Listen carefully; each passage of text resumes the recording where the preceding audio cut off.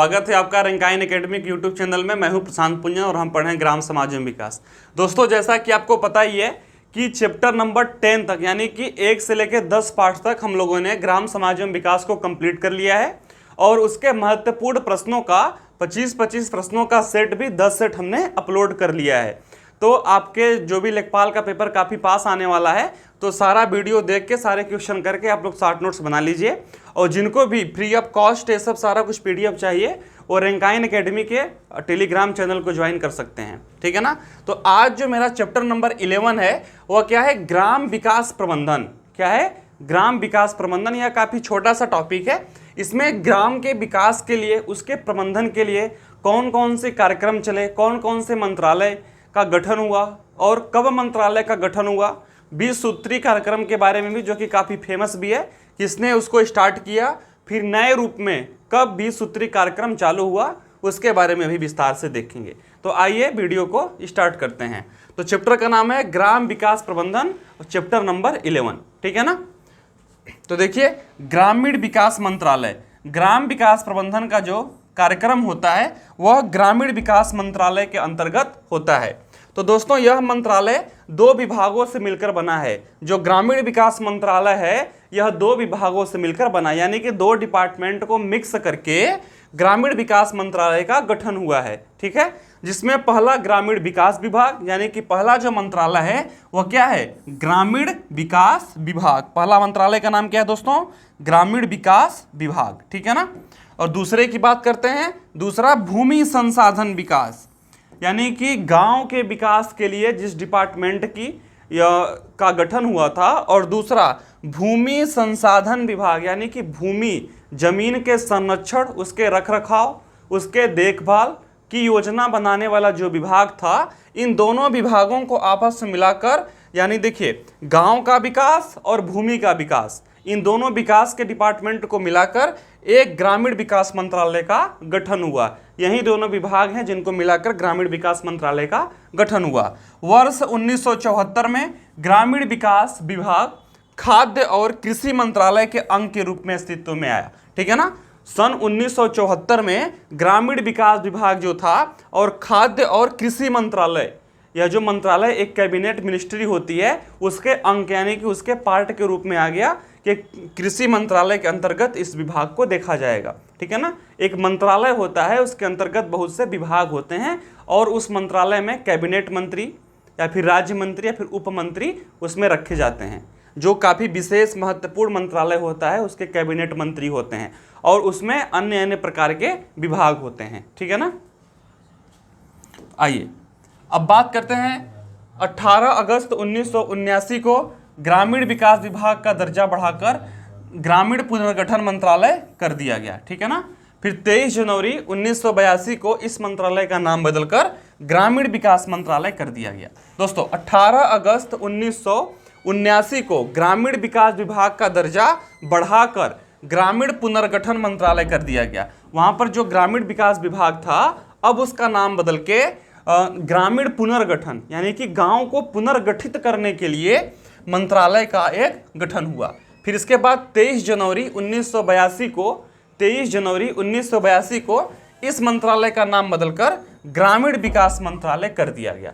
देखिए, काफ़ी इत्मीनान से देखिए, कोई बड़ी बात नहीं है, काफ़ी आसान सी बात है यहाँ पर कि 18 अगस्त 1979 को ग्रामीण विकास विभाग का दर्जा बढ़ाकर, यानी कि इसको और एक्सप्लोर कर दिया गया, इसको बढ़ा दिया गया और ग्रामीण पुनर्गठन मंत्रालय कर दिया गया। फिर इसके बाद 23 जनवरी 1982 को इस मंत्रालय का नाम बदलकर ग्रामीण विकास मंत्रालय कर दिया गया। फाइनली आपको इसका नाम याद रखना है कि 23 जनवरी 1982 को इस मंत्रालय का नाम बदलकर ग्रामीण विकास मंत्रालय कर दिया गया, विभाग से मंत्रालय हो गया। वर्ष 1985 में ग्रामीण विकास मंत्रालय को पुनः कृषि तथा ग्रामीण विकास मंत्रालय के एक विभाग के रूप में शामिल कर दिया गया, ठीक है ना, जिसे कृषि मंत्रालय का नाम दिया गया। देखिए, कृषि मंत्रालय किस प्रकार से अपने भाव में आया, क्या क्या उसमें परिवर्तन हुए, और अभी जो विभाग चल रहा है 1985 में उसको कृषि मंत्रालय के नाम से हम जानते हैं। अब बात करते हैं 5 जुलाई 1991 को इसे पुनः ग्रामीण विकास मंत्रालय का दर्जा मिल गया। देखिए किस प्रकार से परिवर्तन, चेंजेस हो रहे हैं। इसके पश्चात 2 जुलाई 1992 को बंजर भूमि विकास विभाग, दोस्तों बंजर भूमि आप लोग जानते होंगे, जहां पर उपज नहीं होती है, जहां पर कोई अन्य पैदा नहीं होता है और भूमि वर्षों वर्षों से ऐसी ही पड़ी हुई है, ठीक है ना, उसको बंजर भूमि कहते हैं। तो बंजर भूमि विकास विभाग का गठन हुआ और इसे इसके अधीन कर दिया गया, ठीक है ना।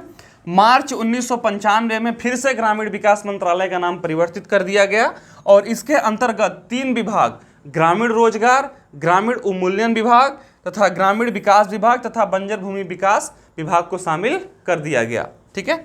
फिर वर्ष 1999 में पुनः ग्रामीण क्षेत्र तथा रोजगार मंत्रालय का नाम बदलकर ग्रामीण विकास मंत्रालय कर दिया गया। देखिए, आप लोग को जानकारी हो, आपके माइंड में ये सब बातें रहें, इसलिए आपको ये सब बताया जा रहा है। ग्रामीण विकास को साकार करने, यानी कि गांव के विकास को साकार करने के लिए, गांव को और समृद्ध बनाने के लिए, ग्रामीणों के जीवन स्तर में सुधार लाने के लिए, जो उनका जीवन स्तर है, जीवन जीने की शैली है, जो उनका खान पान है, रहन सहन है, जो उनका एजुकेशन है, हेल्थ सेक्टर है, उसमें विकास के लिए इस मंत्रालय ने 5 सामाजिक एवं आर्थिक अवसंरचना यानी कि इंफ्रास्ट्रक्चर की पहचान की, जिनमें कौन कौन से, यानी कि 5 डिपार्टमेंट में, 5 विभाग में इसको और आगे बढ़ाना है। वो 5 विभाग कौन से हैं? सड़क, स्वास्थ्य, पेयजल, आवास तथा शिक्षा। यानी कि गांव में जो सड़क की कनेक्टिविटी है उसको प्रॉपर तरीके से मेंटेन करना है। स्वास्थ्य, जो भी हॉस्पिटल हैं उसको अच्छी तरीके से वहाँ पर बनवाना है। पेयजल, यानी कि शुद्ध जल की पहुँच प्रत्येक घर में होनी चाहिए। आवास, उनको घर मिले। और शिक्षा के लिए स्कूल खोला जाए। यह इस मंत्रालय का मेन मोटो था कि 5 विभाग में काम तेजी से करना है। यह मंत्रालय या संबंधित विभाग या अन्य सहायक मंत्रालय मिलकर विभिन्न योजनाओं तथा कार्यक्रमों को संचालित करते हैं। ग्राम विकास के लक्ष्यों के अनुरूप और संरचनात्मक विकास के लिए कई योजनाएं एवं कार्यक्रम को संचालित किया जाता है कि इन 5 जो हमने लक्ष्य रखा है उसको किस प्रकार से इसकी पूर्ति हो, इसके टारगेट को कैसे प्राप्त किया जाए। जो ग्राम विकास में महत्वपूर्ण भूमिका निभाता है, ऐसे प्रमुख लक्ष्य उन्मुखी कार्यक्रम निम्नलिखित हैं, ठीक है। अब बात करते हैं दोस्तों कि कौन कौन से कार्यक्रम हैं। तो 20 सूत्री कार्यक्रम, यह काफी फेमस है। 20 सूत्री कार्यक्रम में क्या है कि 20 पॉइंट जो कि लक्षित किए गए हैं, उसको टारगेट किए गए हैं कि इन पॉइंटों में, इन विभागों में, इन क्षेत्रों में विकास करना है। यानी कि 20 विभाग को सेलेक्ट किया गया, 20 क्षेत्र को सेलेक्ट किया गया और उसमें विकास का एक कार्यक्रम बनाया गया। इसको बोलते हैं 20 सूत्री कार्यक्रम, ठीक है ना। आइए इसको देखते हैं। वर्ष 1975 में इंदिरा गांधी सरकार, जब 1975 में इंदिरा गांधी सरकार थी, तब सरकार द्वारा इसकी घोषणा हुई थी 20 सूत्री कार्यक्रम की, ठीक है ना। अब नए रूप पुनः इस कार्यक्रम को 1 अप्रैल सन 2007 से लागू किया गया। यानी कि 20 सूत्री कार्यक्रम को ही जब फिर से कांग्रेस पार्टी की गवर्नमेंट आई तो इसको एक नए रूपरेखा के साथ थोड़ा सा इसको मॉडर्नाइज करके, यानी कि उसी कॉन्सेप्ट को फिर से लागू किया गया, ठीक है ना। इसके अंतर्गत निम्नलिखित 20 लक्ष्यों को निर्धारित किया गया। वो कौन कौन से लक्ष्य थे उसको ध्यान रखना है। आप लोग को 2 डेट प्रॉपर तरीके से याद करना है कि 20 सूत्री कार्यक्रम की पहली बार शुरुआत वर्ष 1975 में इंदिरा गांधी जब देश की प्रधानमंत्री थी तब इसकी शुरुआत हुई और 1 अप्रैल सन 2007 को 20 सूत्री कार्यक्रम को ही फिर से एक तरीके से, एक सुनियोजित ढंग से फिर से देश के सामने प्रस्तुत किया गया। पहला क्या है? ग्रामीण निर्धनता का निवारण, यानी कि गांव में जो गरीबी है, निर्धनता है, उसका निवारण, यानी कि कैसे उससे दूर हुआ जाए, यानी कि गांव की जो गरीबी है कैसे उसको कम किया जाए, यह 20 सूत्री कार्यक्रम का हिस्सा था। और दूसरा क्या है? वर्षा पर निर्भर कृषि की व्यूह रचना, यानी कि जो एग्रीकल्चर हमारे देश का सिर्फ और सिर्फ वर्षा पर ही निर्भर है, जब बारिश होगी तभी खेती होगी, तो उसको इस प्रकार से सुनियोजित ढंग से उसका विकास करना है। नहरों का विकास करना है, बंधों का विकास करना है कि यदि बारिश अच्छी ना भी हो फिर भी एग्रीकल्चर खेती बाड़ी अच्छी हो जाए। तीसरा क्या है? सिंचाई के पानी का अच्छा उपयोग करना, यानी कि जो सिंचाई का पानी है उसको प्रॉपर तरीके से कैसे उपयोग हो, इसके लिए भी कार्य करना है। अच्छी फसलें, यानी कि जो फसल की पैदावार हो रही है वह अच्छी कैसे हो। भूमि सुधारों की प्रभावशीलता, दोस्तों हमारे देश में क्या है कि भूमि कुछ भूमि ऐसी होती है जहाँ पर उपज अच्छी नहीं होती, ऊबड़ खाबड़ जमीन होती है, समतल जमीन नहीं होती है, तो किस प्रकार से उसका प्रबंध करना है। ग्रामीण श्रम के लिए विशिष्ट कार्यक्रम, यानी कि जो गांव के लोग हैं जो कार्य करना चाहते हैं उनके लिए अच्छे अच्छे कार्यक्रम चलाए जाएं कि उनको काम मिल सके। पीने का साफ पानी, हर घर जो जल योजना है, यानी कि हर प्रत्येक गांव में पीने का शुद्ध जल लोगों को मिल सके। सबके लिए स्वास्थ्य, यानी कि गांव में हॉस्पिटल खोले जाएं कि सबको उचित स्वास्थ्य व्यवस्था मिल सके। 2 बच्चों का मानक, यानी कि ऐसी जागरूकता फैलाई। देखिए, संवैधानिक रूप से बाध्य नहीं होगा कि सिर्फ आपको 2 बच्चे करने हैं, लेकिन परिवार नियोजन का कार्यक्रम योजना चला के लोगों को प्रोत्साहित करना है, लोगों को जागरूक करना है कि 2 बच्चे ही अच्छे हैं। और शिक्षा का विस्तार करना है, लोगों को जागरूक करना है, स्कूल कॉलेज खोलने हैं कि जिससे कि शिक्षा का विस्तार हो। यह सब 20 सूत्री कार्यक्रम का हिस्सा है। अनुसूचित जाति एवं अनुसूचित जनजाति, यानी कि SC और ST कैटेगरी में जो लोग आते हैं उनके लिए न्याय, कि उनको प्रॉपर तरीके से जस्टिस मिल सके।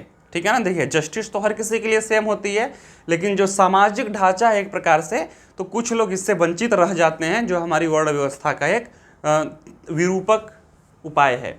महिलाओं के लिए समानता, ठीक है ना, जन जागरूकता फैलाना है, लोगों को अवेयरनेस करना है कि महिलाओं को भी समान हिस्सा समाज में मिल सकें। और युवाओं के लिए नए अवसर, कि ऐसे कार्यक्रम चलाएं कि लोगों को जॉब मिल सके। व्यक्तियों के लिए आवास, लोगों को घर मिल सके। शहरी मलिन बस्तियों का सुधार। दोस्तों, आप लोगों ने देखा होगा कि शहर में बहुत सारी मलिन बस्तियां होती हैं, गंदी बस्तियां होती हैं, झुग्गी झोपड़ी होती हैं, तो वहाँ भी स्वच्छता हो, वहाँ भी विकास हो, इस प्रकार का भी कार्यक्रम चलाया जाए। वानिकी की नई व्यू रचना, ठीक है ना, जो भी बागवानी होती है उसके लिए भी कार्यक्रम चलाना। पर्यावरण का संरक्षण, यानी कि पर्यावरण के बचाव के लिए कि ज़्यादा प्रदूषण ना हो, इसके लिए भी कार्य करना, लोगों को जागरूक करना। उपभोक्ता का समुत्थान, ठीक है ना, जो लोग सामान खरीदते हैं बेचते हैं उनका भी उत्थान हो। गाँव के लिए ऊर्जा, यानी कि गांव में बिजली की सुविधा उपलब्ध हो, इसके लिए भी योजना चलाई जाए। एक उत्तरदायी प्रशासन हो, कि जो प्रशासन कार्य कर रहा है वह एक जवाबदेही हो कि आपने कहाँ तक काम किया, कितना काम किया, तानाशाही किसी प्रकार से ना हो। तो दोस्तों, आप लोगों ने देख लिया कि 1 से 20 तक, 1 से लेके 20 तक जो कार्यक्रम हैं, जो कि 1 अप्रैल सन 2007 को फिर से नए रूप में आया, जिसको 1975 में इंदिरा गांधी ने चलाया था। ये 20 टॉपिक 20 सूत्री कार्यक्रम से ही लिए गए हैं। ठीक है ना। अब बात करते हैं ग्रामीण विकास प्रबंधन के बारे में। ठीक है ना। तो ग्राम विकास प्रबंधन से आशय ग्राम विकास की योजनाओं परियोजनाओं का प्रबंधन तथा इसमें मुख्य रूप से यह देखा जाता है कि योजनाएं जिस उद्देश्य के लिए बनी है उसका सही क्रियान्वयन हो रहा है या नहीं।